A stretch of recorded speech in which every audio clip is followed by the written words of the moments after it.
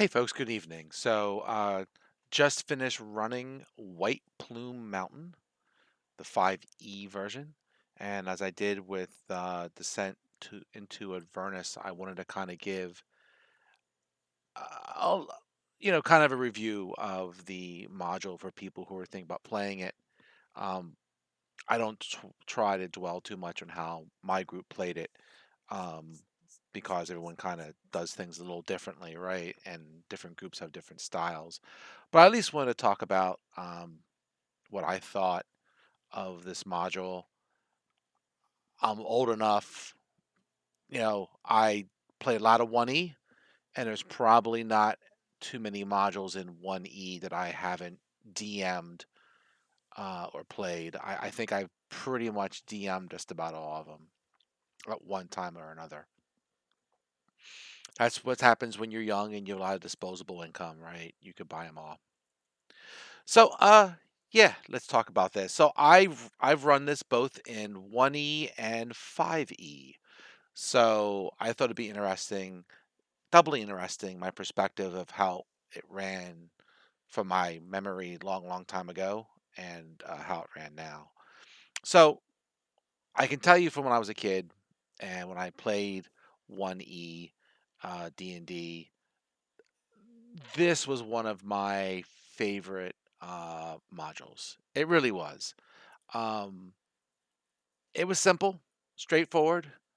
This is basically, a lot of modules in the 1E time came out of different D&D conventions, and they were something that was meant to run in one shot with an experienced group over a short period of time, and you can knock them out. There's a lot of modules that are that way from the 1E era. So they're not like today's modules. Like if you take today's adventures, I don't even know if you compare them 5E to 1E modules today, right? The adventures they make for 5E are just books, right? They are books. There's no doubt about it. And the books have different styles, but they try to immerse you in that world as much as possible. So they spend a lot of time going over the background and things like that. And it gives your players, their sandbox to play in, right? Whereas again, these old D&D modules, they are, you know, quick hits, right? Long story short, they are quick hits. Not much background to them. Go in, get the objective, get out. That's basically the idea of a lot of old modules, right? So on that note, it was I had a lot of fond memories of White Blue Mountain 1E. I thought that as a challenge, as the way the rooms were designed, it was definitely a unique unique module, right? I haven't really gotten too far into spoilers yet, and I'll try not to, but there is a lot of unique rooms in this module that if you play them, you probably won't forget them anytime soon. There's a lot of interesting ideas. So it's it worth playing? If it's going to be a quick hit and something fun to do over a period of time, like we tried to do, it actually took us 5 adventures to get through it. But yeah, you could do it quicker if you really had your mind down to it. Um, yeah, I think it's worth it, right? Do I think it stands the test of time compared to what's published today for 5E? No, not really, right? You have to take this module, and I kind of warmed the kids who played it with me, like, hey, take it with a grain of salt. It's meant to be fun and give some unique ideas and challenges. And if you take it from that light, yes, I think it can be definitely a fun time. And like I said, there's a lot of unique things in this module and is worth doing. Let's talk about some spoilers. So if you're going to play it, I would say, you know, go take a walk for a little while. Okay. And thanks for watching. So let's go on to the spoiler section. So, White Plume Mountain. very simple dungeon. Um, you can see if I get off this old um, graphic of the text of the booklet, I should say, from years ago, right? Very simple dungeon, cripes 27 rooms, and that's kind of stretching it, right? Not even that really. There's just numbers in the hallways and stuff like that. In one sense, this module is very trap based in a sense. A lot of gotchas. The heroes kind of have to um, think a little bit more than what they maybe have in other dungeons, right? Come up with some, and that's really the idea of it, to come up with unique ways of, you know, um, of transversing the traps in the dungeon, right? If you ask me, one of the things I think that back in the day in 1E, I think it was definitely it fit the power level of the characters better than in 5E. 5E gives a lot more little abilities here and there, and sometimes that will kind of thwart things from a DM's point of view, trying to challenge the players that you just didn't have in 1E. Like one of the characters could turn into an animal and fly around, right? Um, I don't I don't think that they had that in 1E at the higher levels. Or if they did, very few people played druids back then. Druids was a really crappy class back in the 1E days. So, you wouldn't have a druid floating around in 1E. But yeah, definitely some um things that would throw people from a loop from time to time. Uh, Basically, you have to go and retrieve three weapons, three legendary weapons in White Plume. The Wave, the Whelm, and the Black Razor. Everyone loves the Black Razor. It's worth it just for that. Um, the Wave, none of them is, if you take the right path, takes you that long to get through. Getting to the Black Razor takes the longest for sure. But I mean, theoretically, you could get to the Whelm in two rooms, like two combats. If you went the right direction, you could get the Whelm in really like two-ish combats, maybe one combat, right? There's a lot of rooms that require you to think, and you gotta take the right path, of course. Um, Black Razor really has a lot more stuff in its wake, or more stuff to make you think, right? So the balance of this dungeon is kind of odd. I kind of felt that at um, some points it was really easy for the characters. Other points it required a little bit of me holding back to make it fair. Not much, mainly with the river and the air. Um, the characters didn't really play that too well by having the squishier characters go first. Um, that kind of hindered things a little bit, and yeah, there's some oddities there, but it was a fun fight. Um, but in the end, yeah, I mean, I think everyone's going to remember the river and the air, the inverted ziggurat, right, with the different creatures at each level. The mud room was probably a little more memorable in 1E than in this adventure in 5E, as well as some of the other rooms. But yeah, some really unique stuff in this dungeon, and you got to be a little careful, like I say, when you play it. I had 5 8-level characters. Might have been slightly overpowered, but I don't think letting them be seventh or sixth was really going to make tons of difference, right? They might have been a little squishier, but they still handled it pretty easy. Because what's the levels on this? It's 5 to 10. Oh my gosh, if you came in here with 4 10th level characters, you'd probably squish the hell out of this. Even with with 4 10th level, forget it. Even with 5-8 level, it was pretty straightforward for the characters. So there really isn't and this is the old guide for what it was in 1E. There really wasn't something here to tell you how that translates into 5E. I would say I would probably tone it down a little bit. You come in here with 10th level characters, you're just going to squish this thing. I mean, you can make it a little more challenging at the end where you could throw more fruits at them that they tell you that at the end. Once you get the weapons, you try to escape, you find out the wizard's still around. He sends some minions after you. You can increase the minions if you have to. But the real fun is the dungeon itself, right? And if you come in here with 10th level characters, I think you just squish the hell out of this.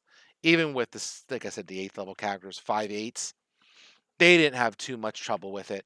Um, you know, maybe one or two of the, yeah, it is what it is. I mean, you probably need to be a little bit lower leveled in this dungeon than the original 5 to 10th level characters.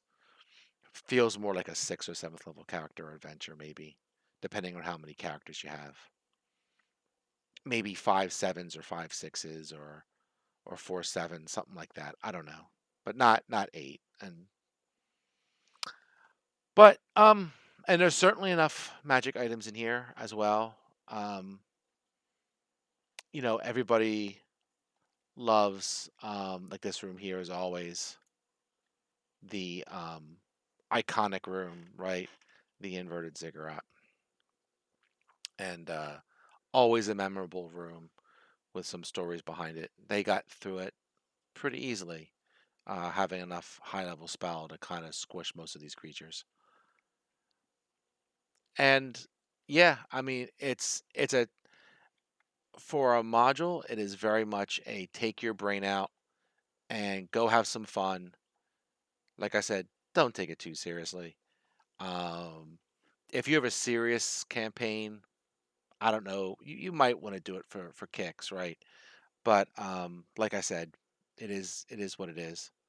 Um, but that's like I said, it was definitely a different time back then.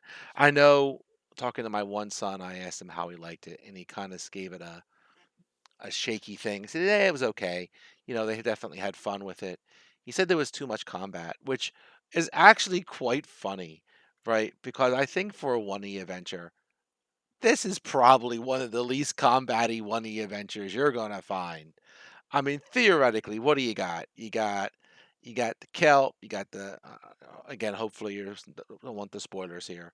You got the kelp, you got the crab, you got the vampire, you got the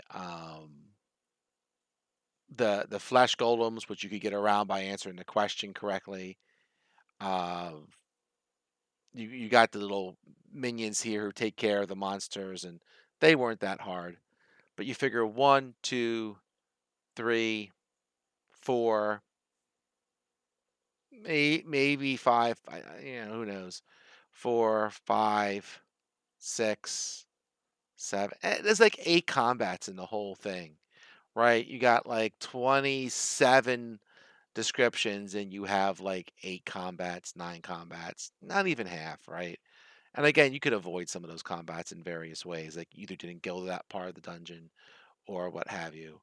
Like you really could do this in one, two, if you did everything correctly. One, two, three, four, 6 combats. You're doing 2 combats a weapon.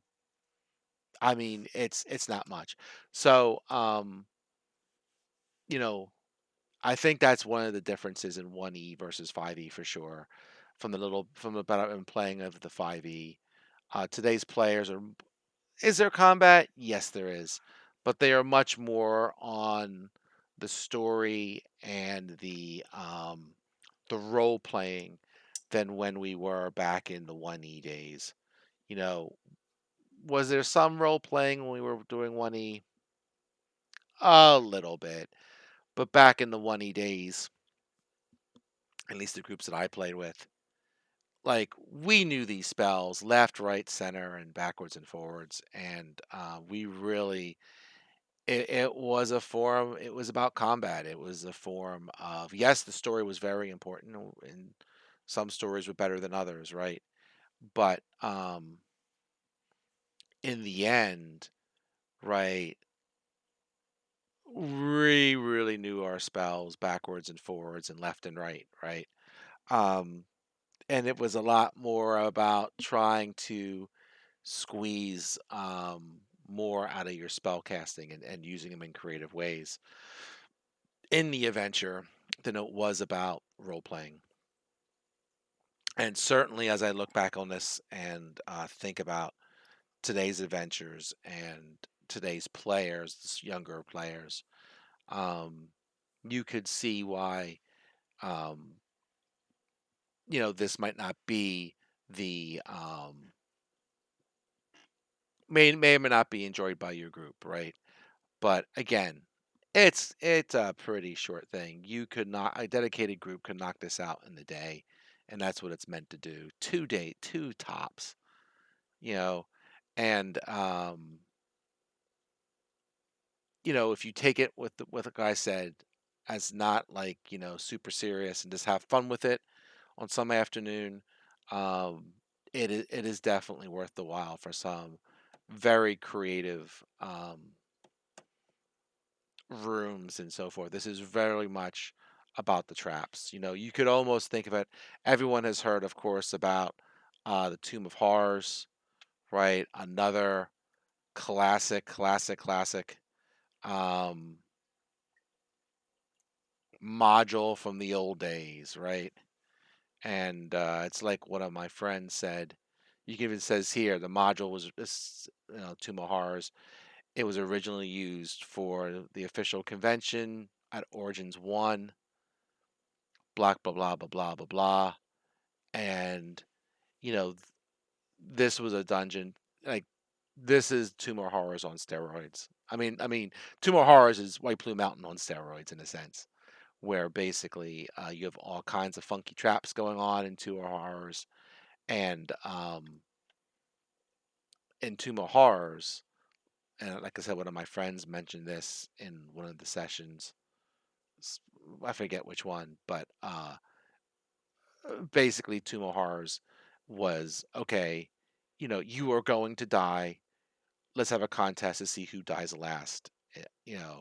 And they would have groups running this and see who got the furthest along, right? Um, Not a fair thing. So White Plume Mountain in some sense is like a junior version of that, right? There's a lot of traps, a lot of thinking, being careful, blah blah blah blah blah. But yeah, not much role playing in these things. It's very much about getting the solving whatever that storyline is, right? Than it is more role playing. But I liked it. Again, I don't know if it stands up to the test of time for today's players. Probably not, but I think it's worth a look at. I wouldn't say it's a bad one.